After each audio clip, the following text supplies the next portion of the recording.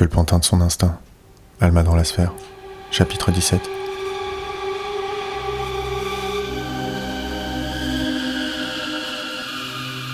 Alma soulève un sac de céréales dans le fond de la grange, tâchant de ne pas réveiller les quelques âmes endormies.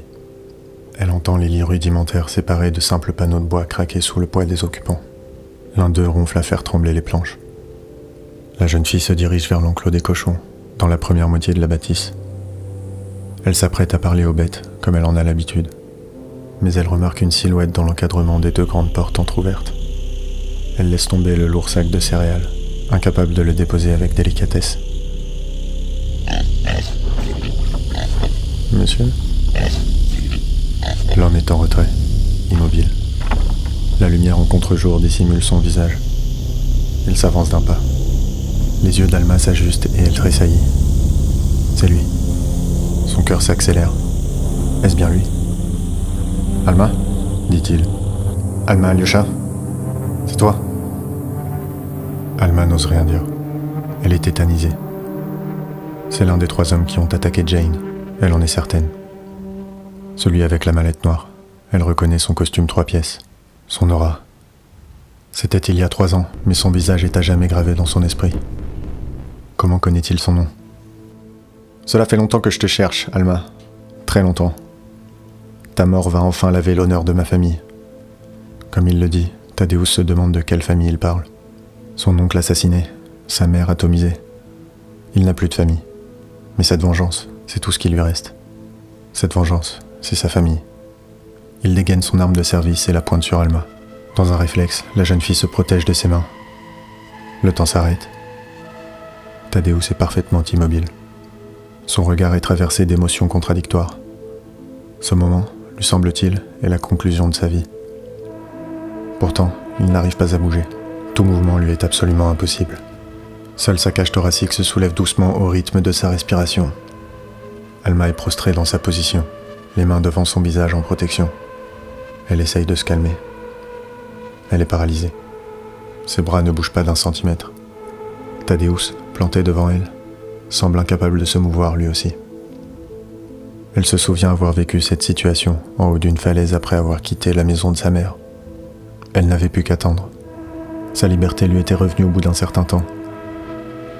Et cette autre fois dans la forêt, où une force invisible l'avait jetée devant ces inconnus effrayants. Ses souvenirs enfouis la troublent. Qu'est-ce que cela signifie ? Et pourquoi ça m'arrive encore ? Pense-t-elle. Alma réalise que si la situation se débloque, elle ne peut rester comme ça. Elle ne peut rester comme une statue lymphatique devant Thaddeus. Il faut qu'elle quitte la trajectoire de son pistolet, par tous les moyens. Désespérée, elle cherche une solution, mais n'en trouve pas. Soudain, le temps reprend son cours. Alma se jette au sol. Le coup de feu vient se loger dans la terre battue de la grange. Sans réfléchir, la jeune fille attrape une poignée de céréales au sol et la jette dans les yeux de Thaddeus. Surpris, le pisteur lâche un cri et tire une nouvelle balle à l'aveugle, provoquant le grognement des cochons. Alma profite de son désarroi pour se jeter sur lui et le pousser au sol. Elle ne contrôle plus ses gestes.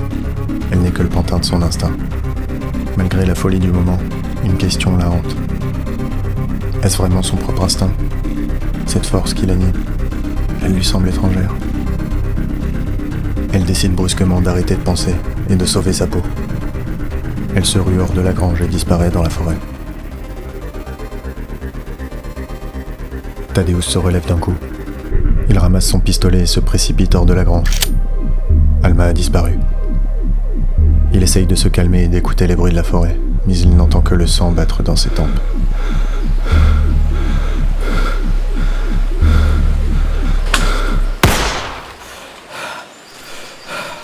Il s'enfonce dans la forêt, désormais certain d'entendre quelqu'un se faufiler entre les arbres. Soudain, une silhouette surgit de derrière l'un d'eux, et Thaddeus tire à nouveau par réflexe. La silhouette s'écroule. Thaddeus s'approche. Jane est allongée sur le sol, elle gémit, la main tenant son épaule ensanglantée.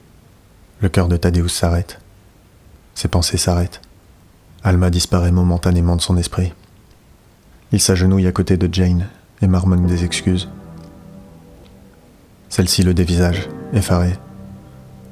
Son expression semble plus tordue de peur que de douleur. C'est lui. C'est la bête sauvage qui l'a détruite. L'homme au centre des cauchemars qui la hante depuis 3 ans. Elle ferme les yeux et pense à Alma. Thaddeus s'en veut terriblement. Il a tiré sur Jane, l'objet de sa plus récente obsession. Comment peut-il désormais la séduire? Il tend sa main pour l'aider à appliquer de la pression sur sa blessure, mais Jane recule brusquement en battant le sol de ses pieds. Elle ne supporterait pas son contact. Je ne voulais vraiment pas vous tirer dessus. Désolé. Jane laisse ses mots s'éteindre dans la forêt, puis elle se rend compte qu'ils appellent une réponse. Tant que cet homme lui parle, il ne recherche pas Alma. Qu'est-ce que vous faites ici? Je suis à la recherche de la petite qui reste avec vous. Ça fait des années que je la cherche. Qu'est-ce qu'elle vous a fait? Thaddeus affiche un regard impassible et dur. Il explique que c'est une criminelle, sans donner de détails. Jane prend un air surpris.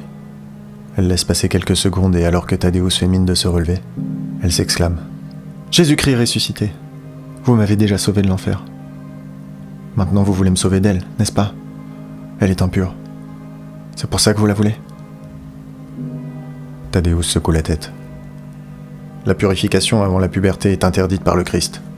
C'est pour d'autres crimes qu'Alma doit se présenter devant la justice. Si j'avais su, je ne l'aurais pas accueilli. Thaddeus penche la tête. Il sourit légèrement, cherchant à déceler la part de sincérité dans les paroles de sa victime. L'odeur de sueur de Jane, mélangée à l'humus et à la douce émanation des conifères, le fait frissonner. Il se relève. Si vous la revoyez, contactez le ministère. Thaddeus Talio, service dépisteur. Jane essaye tant bien que mal de détendre ses traits. Elle sourit, le visage taché de sang, sa main tremblante comprimant toujours son épaule. Je n'y manquerai pas.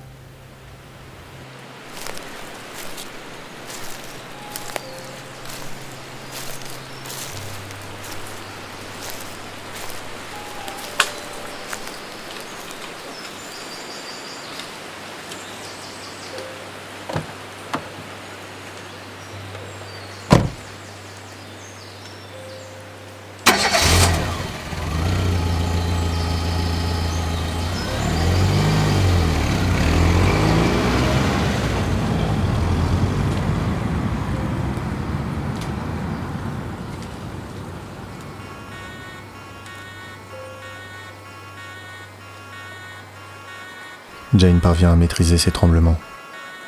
Des larmes silencieuses coulent sur son visage. Putain de sociopathe, pense-t-elle.